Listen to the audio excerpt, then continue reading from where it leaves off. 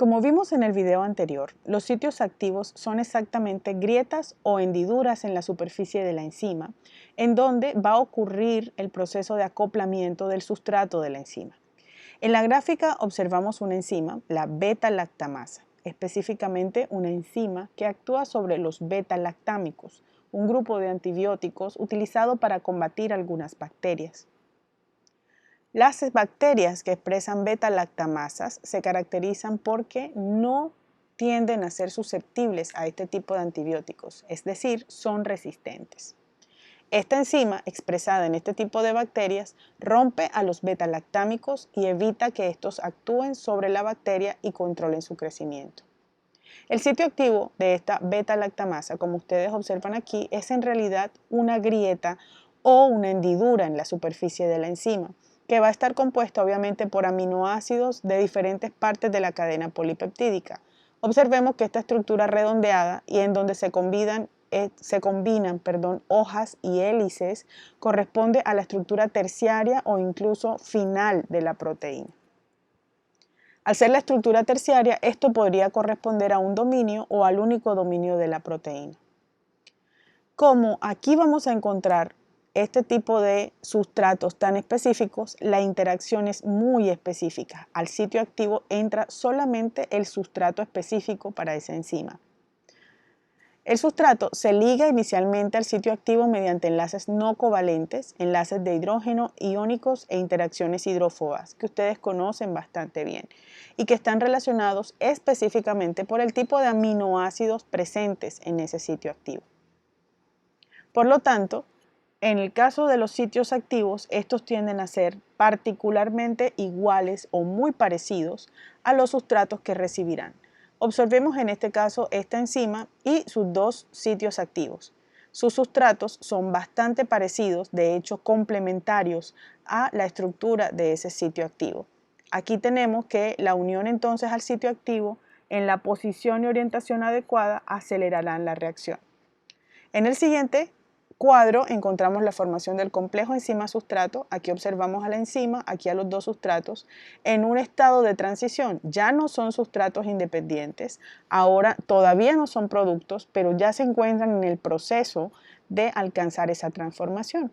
Y posteriormente observamos la formación del producto, que es la fusión o unión de los dos sustratos, y la liberación de la enzima sin ningún tipo de transformación. Como les he venido insistiendo una y otra vez, las enzimas no sufren ningún tipo de transformación a lo largo del proceso de la reacción. Entonces, como hemos estado hablando de sitios activos, existen varios modelos por los cuales se ha podido identificar que este sitio activo interacciona o interrelaciona con esos sustratos.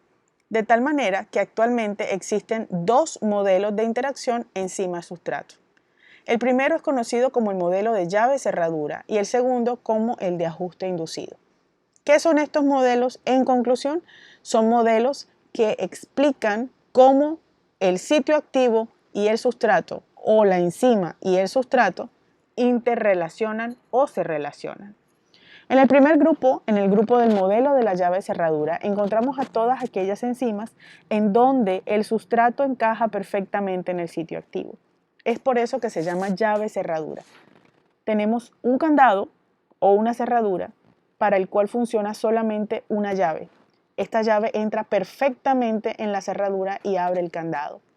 Aquí tenemos a la enzima, aquí tenemos a su sitio activo, obsérvenlo, y aquí observamos el compuesto que hace las veces de sustrato de esa enzima. El sustrato entra perfectamente o se acopla perfectamente en la estructura del sitio activo, como una llave al candado o como una llave a la cerradura. Se forma el complejo enzima-sustrato y luego el complejo de enzima sin ningún tipo de transformación y de los dos productos. Es decir, en el modelo llave-cerradura, el sitio activo es exactamente igual al sustrato. Son completamente complementarios y encajan perfectamente entre sí. Veremos el ejemplo con la sacarasa. La sacarasa principalmente ataca a sacarosas, de ahí su nombre. En este caso, vamos a observar que aquellas enzimas que presentan una interacción llave-cerradura van a ser bastante específicas en las reacciones que catalizan, ya que el sitio activo está diseñado para sustratos particulares. En el caso de la sacarasa, aquí tenemos a su sustrato. Observen ustedes que la sacarosa está constituida por una glucosa y por una fructosa. Recuerden los anillos de carbohidratos.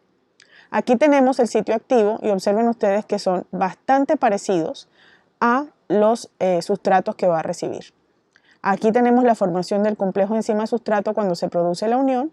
Aquí tenemos el ingreso de una molécula de agua para el rompimiento de los enlaces y luego observamos cómo se produce enzima todavía productos aquí unidos.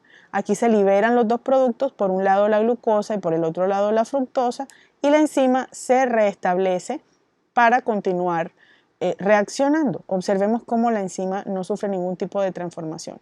Pero lo importante en este caso es la forma del sitio activo. Es completa y absolutamente complementario o exactamente igual al del sustrato. Por lo que esta enzima, que es la sacarasa, solo puede catalizar reacciones contra la sacarosa. Ningún otro tipo de sustrato va a caber en este sitio activo que ustedes observan aquí. Ningún otro tipo de sustrato es adecuado para entrar a este sitio activo.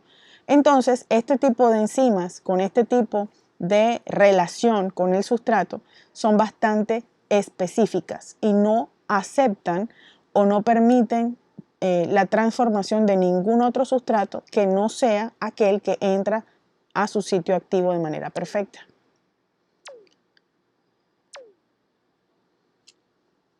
El otro tipo de interrelación enzima-sustrato es el de ajuste inducido. Aquí vamos a observar, como aparece en el dibujo, que las configuraciones tanto de la enzima como del sustrato van a ser modificadas por la unión del sustrato. Es decir, la unión del sustrato va a producir un ajuste. El ajuste va a ser inducido por los sustratos. El ajuste va a ser inducido en el sitio activo o en la enzima por la unión de los sustratos. Observemos este gráfico. Aquí tenemos la enzima, aquí tenemos un sitio activo que no tiene forma de nada. Si nosotros estuviéramos hablando de llave cerradura, esperaríamos un sitio activo parecido a esta estructura que es como una especie de zigzag. Y en el otro lado esperaríamos un sitio activo parecido a este cono invertido. Pero observen ustedes que el sitio activo no tiene una forma en particular. Luego de que se produce la unión de los sustratos, observen cómo el sitio activo y la enzima en general se amoldan o se ajustan, de ahí el nombre, a estos dos sustratos. Es por esto que la unión de los sustratos ajusta al sitio activo y a la enzima para poder realizar el proceso catalítico, con la formación del complejo enzima-sustrato. Y luego de la formación del producto y de la liberación del producto, el sitio activo y la enzima vuelven a su estado normal, es decir, se recomponen o se regeneran a su estado inicial. Recuerden que esto es algo clave en el proceso enzimático y de catálisis. La enzima no se ve transformada en el proceso. Aquí vemos otro ejemplo. Observen ustedes cómo el sitio activo es completamente diferente a lo que podría ser el sustrato. Sin embargo, con la unión del sustrato hay una transformación en lo que es el sitio activo y este se amolda al sustrato, se ajusta, inducido por la unión del sustrato. Y en este caso hay entonces una apertura de lo que venía siendo el sustrato, que se ve un poco cerrado, aquí se abre, y con esta apertura debilita los enlaces que se encuentran en esta región y con lo tanto va a facilitar la ruptura de ellos y la liberación o la división de este sustrato que aparece unido, produciendo el rompimiento y debilitamiento de los enlaces. Aquí vemos otro ejemplo, básicamente de ajuste inducido. Estamos viendo una exoquinasa.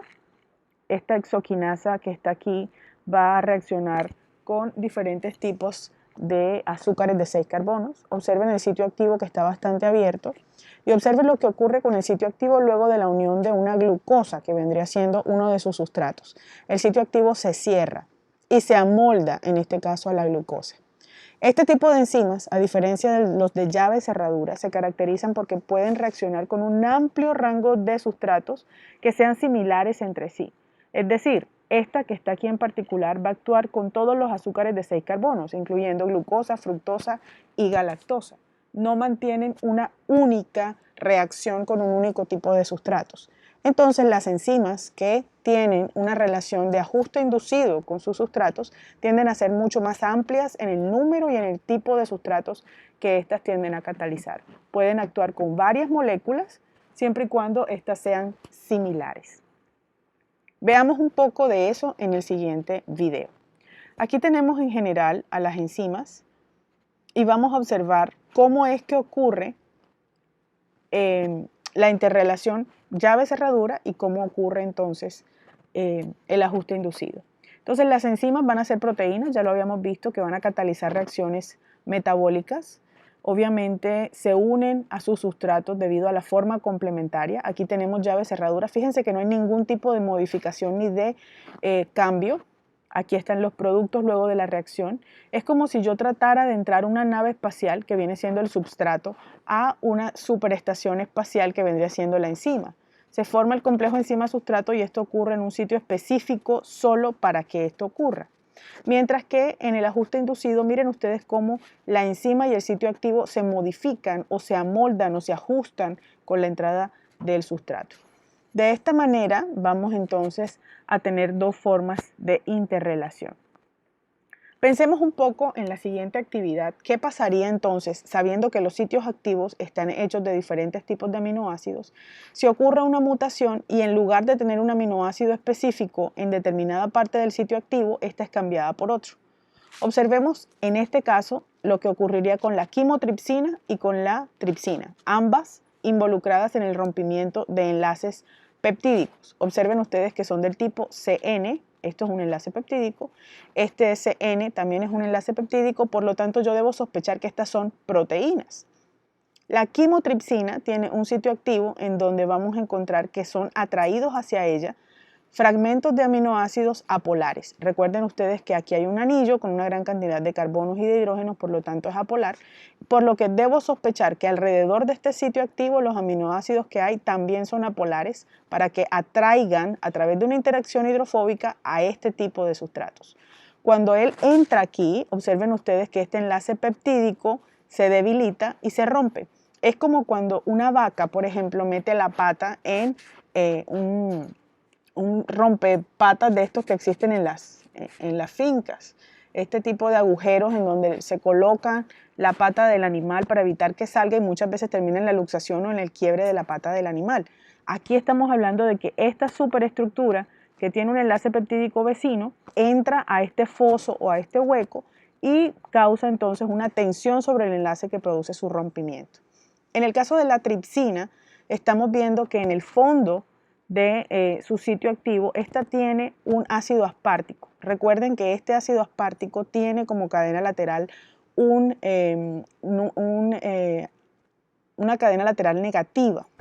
Entonces, al tener aquí un ácido aspartico con una cadena lateral negativa, hacia el sitio activo de la tripsina se van a atraer aquellos aminoácidos que tengan una carga positiva, negativa con positiva se atraen. Y va a ocurrir lo mismo que ocurrió en la quimotripsina, va a haber un debilitamiento de estos enlaces que están aquí.